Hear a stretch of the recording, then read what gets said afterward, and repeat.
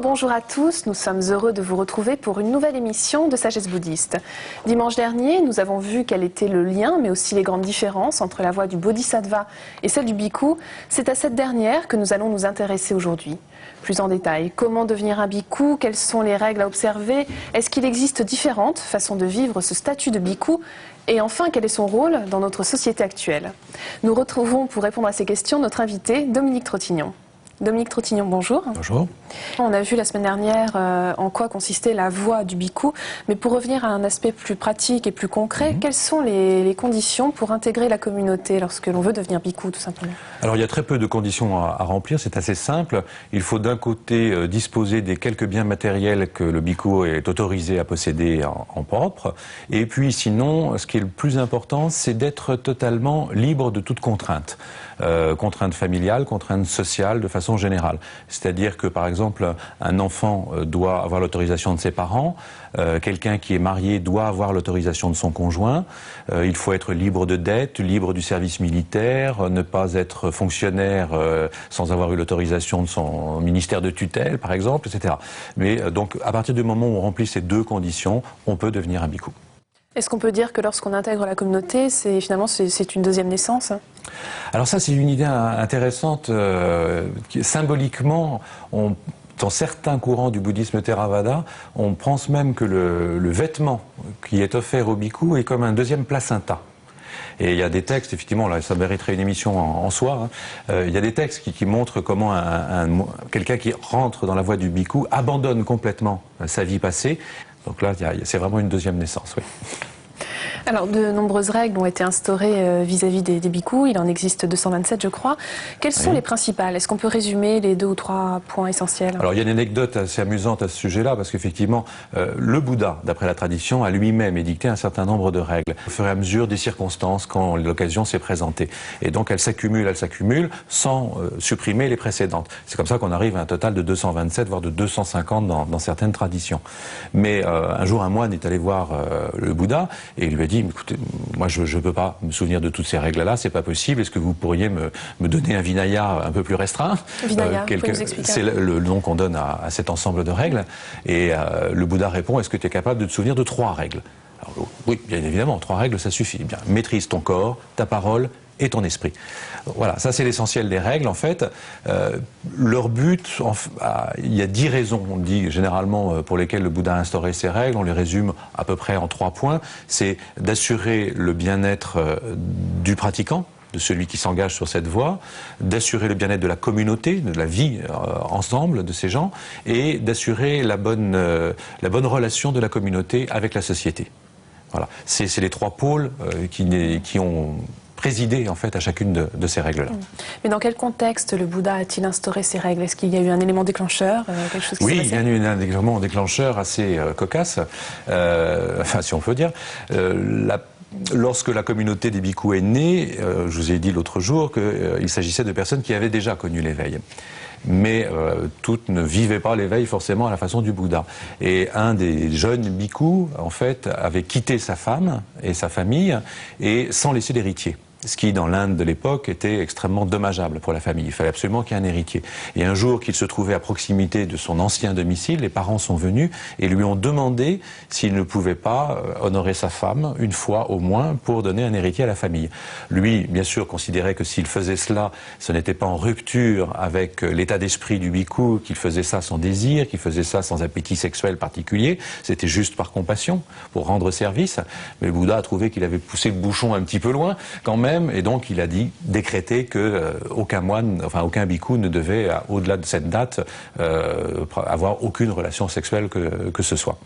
Et donc c'est à partir de cette anecdote, enfin de ce moment-là, qu'il a décidé d'écrire. Voilà. C'est la première règle qui est instituée, alors on ne peut pas dire écrite, puisqu'elle sera écrite que quelques siècles plus tard. Il y a même des écoles qui n'ont jamais rédigé leurs règles, c'est toujours la transmission orale.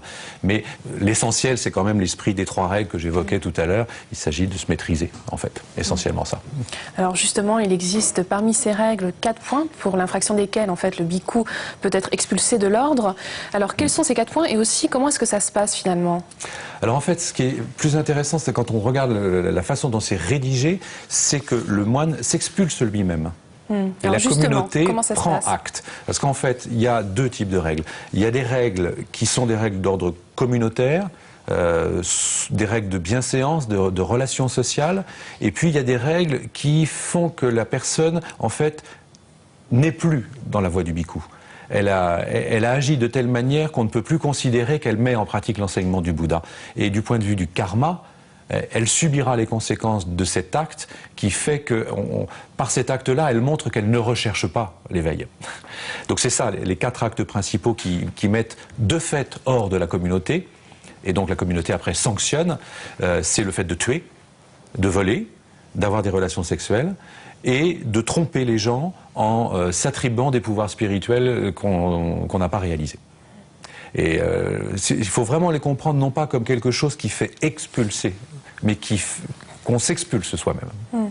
Et donc, le bhikkhu ne pourra en plus pas réintégrer l'ordre plus tard, hein. C'est vraiment définitif. C'est définitif. De ce point de vue-là, la communauté déclare que c'est un karma trop pesant qui fructifiera de son côté. Donc la communauté ne punit pas.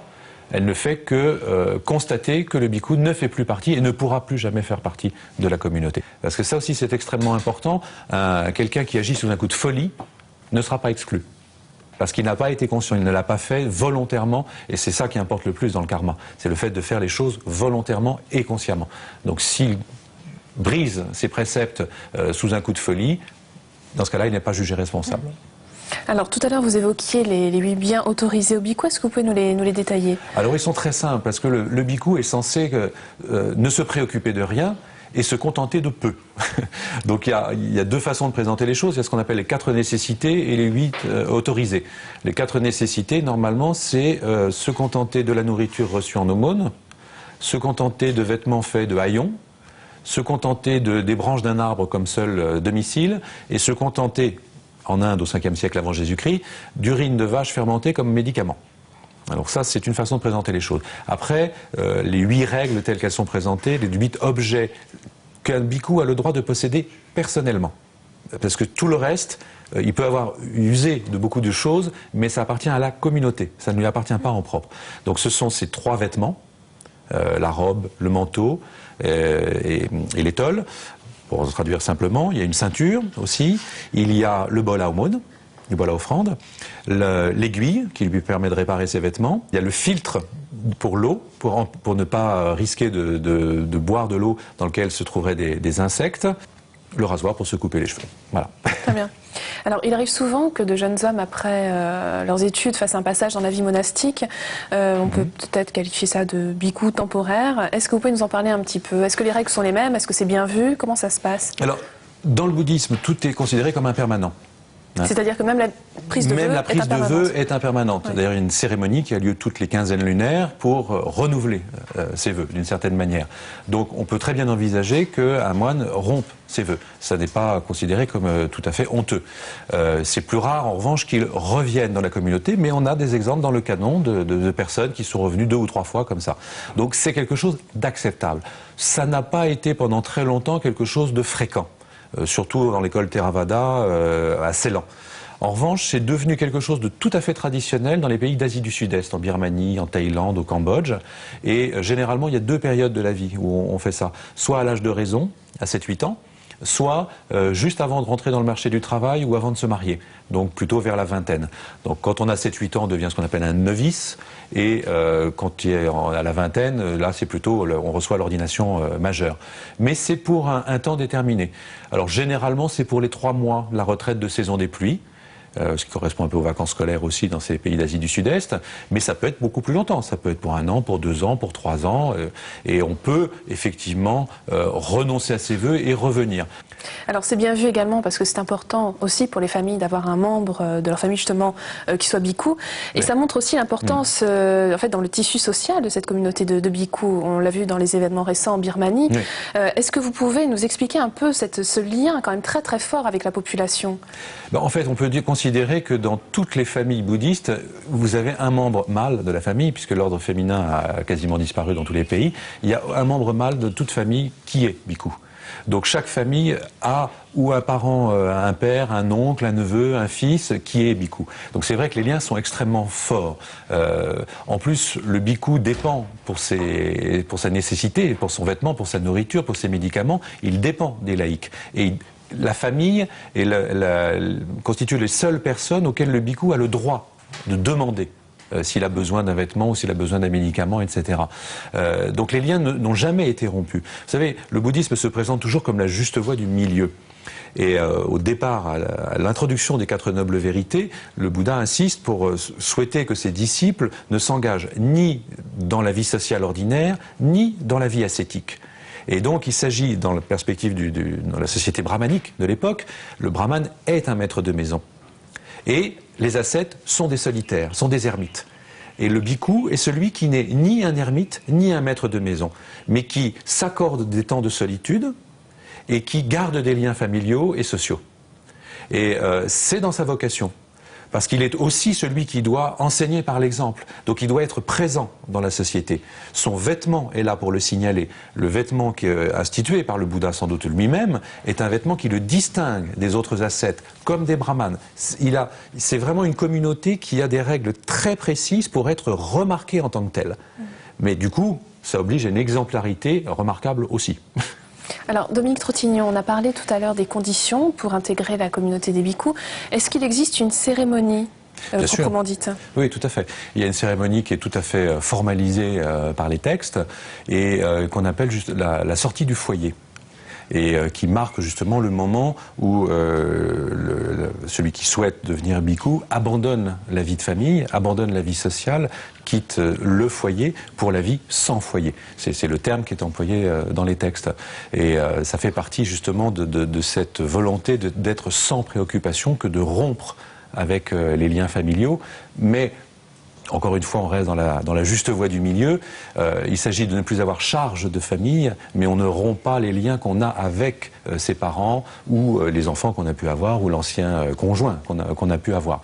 Puisque c'est même une des personnes avec lesquelles le bhikkhu garde quelques liens privilégiés, puisqu'il a le droit de leur demander quelque chose s'il en a besoin, ce qui n'est pas le cas avec les quelques personnes que ce soit d'autres, puisqu'il est celui qui ne demande rien, sauf peut-être à sa famille. Alors, pour terminer cette émission, est-ce que vous pouvez nous parler un petit peu du rôle du bhikkhu dans notre société actuelle, qui est quand même finalement très individualiste? Alors, ça dépend si on est en Occident ou en Orient. Ce qu'on constate effectivement, c'est que dans la société occidentale, très individualiste, on n'a quasiment pas de bhikkhu. Et que les Occidentaux ne sont pas intéressés par la voie du bhikkhu. En Asie, le bhikkhu est toujours extrêmement présent. Il diminue. Il y a moins de vocations, si je puis dire, mais c'est surtout au niveau des bhikkhus temporaires. C'est moins fréquent.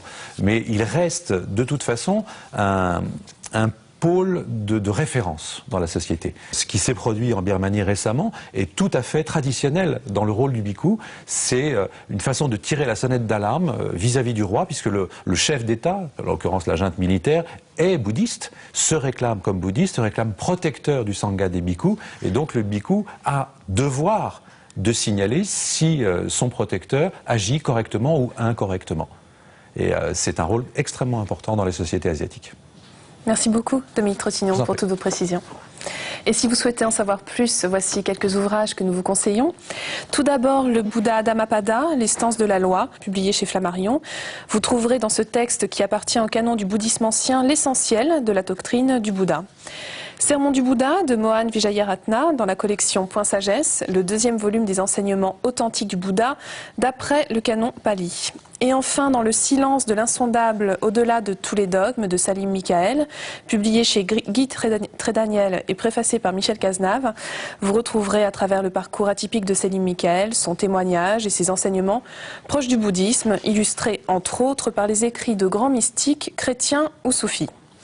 C'est déjà la fin de notre émission. Vous pouvez la retrouver sur le site internet de France 2 en cliquant sur la rubrique Programme et Chemin de la foi. Merci à tous de nous avoir suivis. Je vous souhaite une excellente journée et une très belle semaine. À dimanche prochain.